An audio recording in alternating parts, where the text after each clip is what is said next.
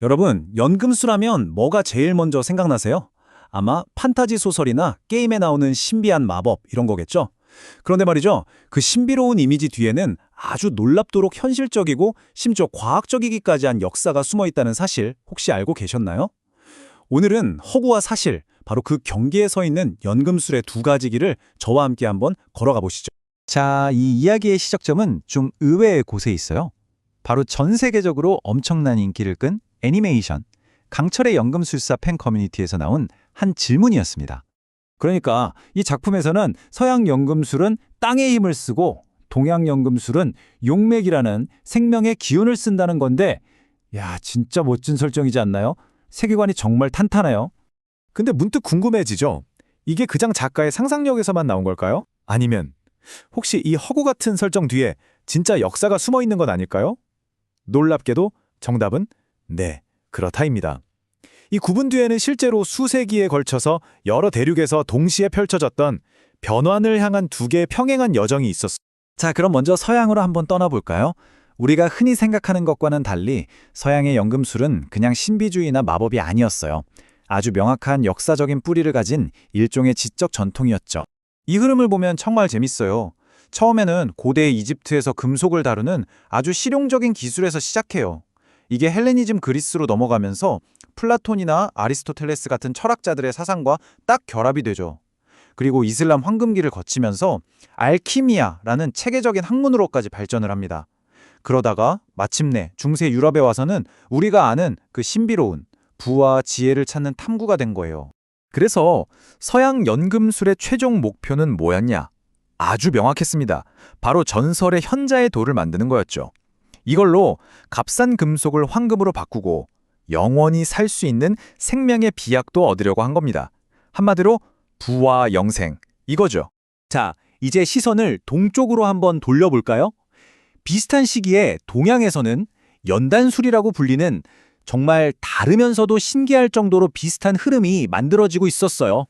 여기서의 목표는 서양과는 완전히 달랐습니다. 물질적인 부, 그러니까 황금 같은 게 아니었어요. 바로 인간의 몸과 정신, 그 자체를 단련해서 궁극적으로는 신선, 즉 불멸의 존재가 되는 거였죠. 자, 이 표를 보시면 두 전통의 차이가 확 들어오죠? 서양은 납을 황금으로 바꾸는 게 목표였다면 동양은 불로장생 그 자체였어요. 서양은 아리스토텔레스의 사원소설 같은 그리스 철학이 바탕이 됐다면 동양은 도교 사상이나 음양오행설이 그 기반이었고요. 그래서 서양에 현자의 돌이 있었다면 동양에는 금단이라는 게 있었던 거죠. 둘 다 완전함을 추구했지만 하나는 물질의 완전함, 다른 하나는 인간 존재의 완전함을 꿈꿨던 거예요. 정말 흥미롭지 않나요? 그런데 이렇게 서로 다른 길을 걷던 두 전통이 공통적으로 아주 치명적인 실수에 부딪히게 됩니다. 바로 독성 물질의 문제였어요. 특히 불로장생약, 그 영약을 만들려고 하다 보니까 수은 같은 맹독성 물질을 쓰는 경우가 많았거든요. 우리가 잘 아는 중국 최초의 황제 진시황이 바로 이 불로초를 찾다가 결국 수은 중독으로 죽었다는 이야기는 너무나 유명하죠. 바로 이 실패가, 이 치명적인 실수가 두 전통 모두에게 엄청난 전환점이 됩니다. 처음에는 금이나 영약 같은 외두의 물질을 만들려고 했잖아요. 근데 해보니까 이게 잘 안 될 뿐더러 심지어 목숨까지 위험해진다는 걸 깨달은 거죠. 그래서 시선이 어디로 향했을까요? 바로 안으로, 내면으로 향하게 됩니다. 명상이나 호흡, 자기 수양을 통해서 정신적인 변화를 추구하게 된 거예요. 진정한 변화는 물질이 아니라 바로 나 자신을 바꾸는 데 있다는 걸 깨달은 거죠. 엄청난 발견 아니었을까요? 자, 그럼 이 연금술이라는 게 그냥 옛날 이야기로 끝났을까요? 아, 그런 게 있었구나 하고 박물관에나 있을 법한 이야기일까요? 천만에요. 그 정신은 지금 바로 오늘날에도 우리 곁에 아주 생생하게 살아있습니다. 심지어 한 원소를 다른 원소로 바꾸려던 그 옛날 연금술사들의 허황돼 보였던 꿈이 이제는 더 이상 마법이 아니게 됐어요. 바로 핵 변환이라는 기술 덕분인데요.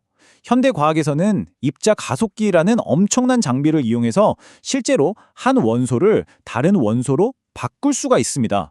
그러니까 납을 금으로 만드는 게 이론적으로 그리고 실제로도 가능하다는 거죠. 물론 이렇게 만든 금이 진짜 금보다 수천, 수만 배는 비싸서 전혀 실용적이지는 않지만 어쨌든 연금술사들의 그 오랜 꿈이 과학적으로 실현됐다는 사실 자체가 정말 놀랍지 않나요? 그리고 또 다른 측면에서는 저명한 심리학자 칼 융이 연금술을 아주 새롭게 해석했어요. 융은 연금술을 그냥 실패한 화학으로 본 게 아니라 한 사람이 내면의 성장을 통해 완전한 자기 자신을 찾아가는 그 위대한 여정을 상징적으로 보여주는 지도라고 봤습니다. 우리가 사랑하는 이야기들 속에도 연금술은 살아 숨쉬고 있죠. 파울로 코엘류의 소설 연금술사에서는 이 탐구가 완전히 영적인 여정으로 그려지고요. 파이널 판타지나 디아블로 같은 게임을 해보셨다면 엘릭서라는 아이템 아시죠? 이게 바로 그 연금술의 궁극의 물약에서 온 겁니다. 그리고 이 모든 이야기의 시작이었던 강철의 연금술사의 세계관, 그 자체가 바로 이 유산의 증거라고 알 수 있겠죠. 결국 연금술의 목표는 변환이었습니다. 가치 없는 납을 가장 가치 있는 금으로 바꾸는 것. 이 고대의 탐구는 어쩌면 우리 모두의 이야기일지도 모릅니다. 어제의 나보다 더 나은 오늘의 나를 만들려는 그 끊임없는 노력 말이죠. 자, 그렇다면 여러분의 삶에는 금으로 바꾸고 싶은 납이 있으신가요?